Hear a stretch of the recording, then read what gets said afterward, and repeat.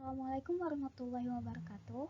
Perkenalkan, nama saya Yulia Azizah, NPM saya 1963-1214. Pada video kali ini, saya ingin menjelaskan tugas dari mata kuliah etika profesi, yaitu tentang profesional dan sertifikat. Baiklah, kita masuk pada pembahasan profesional dan sertifikat. Yang pertama, ada pengertian profesional. Profesional merupakan orang yang memiliki profesi atau pekerjaan yang dilakukan dengan memiliki kemampuan yang tinggi dan berpegang teguh kepada nilai moral yang mengarahkan serta mendasari perbuatan sesuai dengan keahliannya.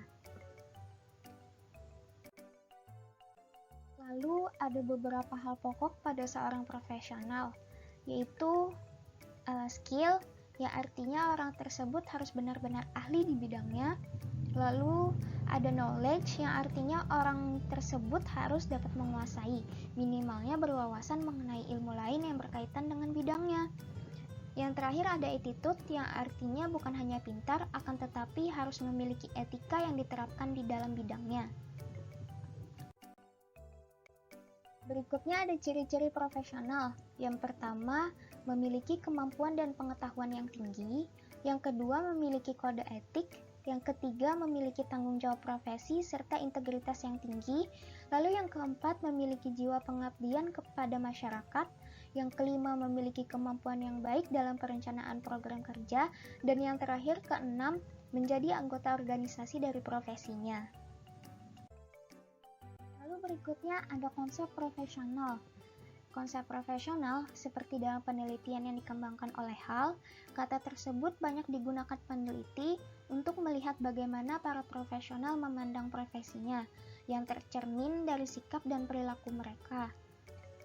Yang pertama ada afiliasi komunitas atau community affiliation, yaitu menggunakan ikatan profesi sebagai acuan, termasuk di dalamnya organisasi formal atau kelompok-kelompok kolega informal sumber ide utama pekerjaan. Melalui ikatan profesi ini, para profesional membangun kesadaran profesi. Yang berikutnya, kebutuhan untuk mandiri atau autonomy demand, merupakan suatu pandangan bahwa seseorang yang profesional harus mampu membuat keputusan sendiri tanpa tekanan dari pihak lain, misalnya seperti pemerintah, klien, mereka yang bukan anggota profesi. Setiap adanya campur tangan atau intervensi yang datang dari luar dianggap sebagai hambatan terhadap kemandirian secara profesional.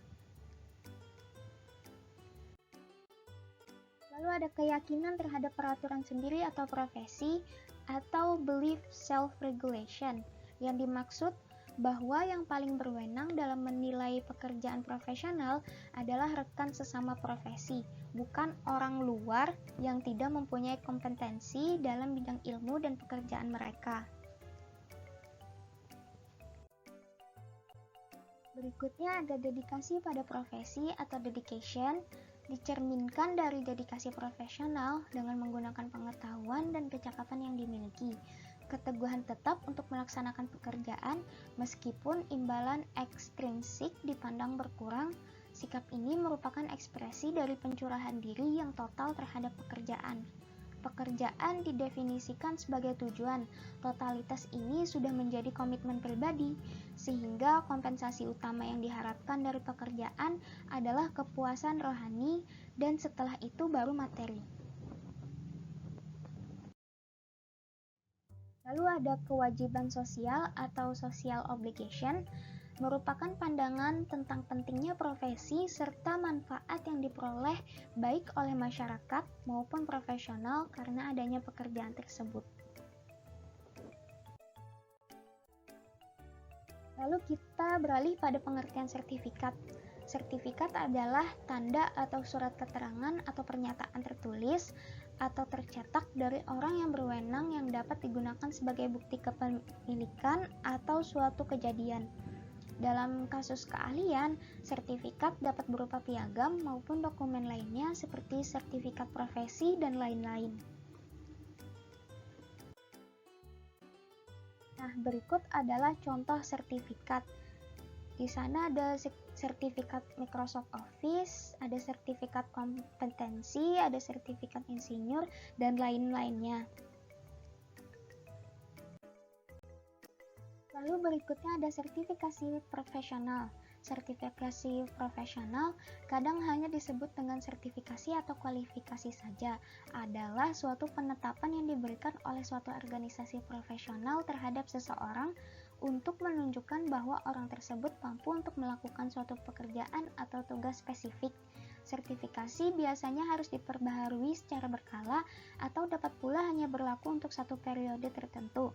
Sebagai bagian dari pembaharuan sertifikasi, umumnya diterapkan bahwa seorang individu harus menunjukkan bukti pelaksanaan pendidikan berkelanjutan atau memperoleh nilai CEU atau Continuing Education Unit.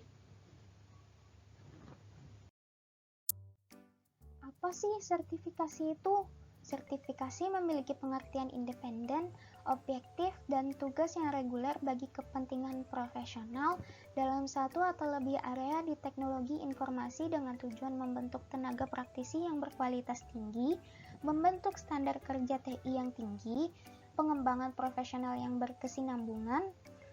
Sertifikasi TI menunjukkan para profesional teknologi informasi memiliki pengetahuan dan kompetensi yang dapat dibuktikan.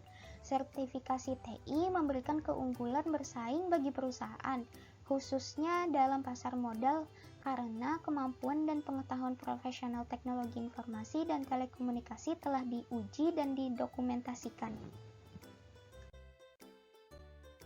Sertifikasi memiliki berbagai jenis, antara lain sertifikasi akademik yang memberikan gelar sarjana, master, dan lain-lain.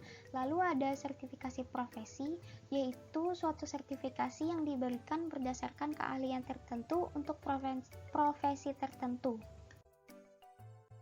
Contoh dari sertifikasi ada dua, yaitu sertifikasi nasional dan sertifikasi internasional. Sertifikasi nasional juga terdapat dua jenis, yaitu yang diterbitkan oleh LSP Telematika.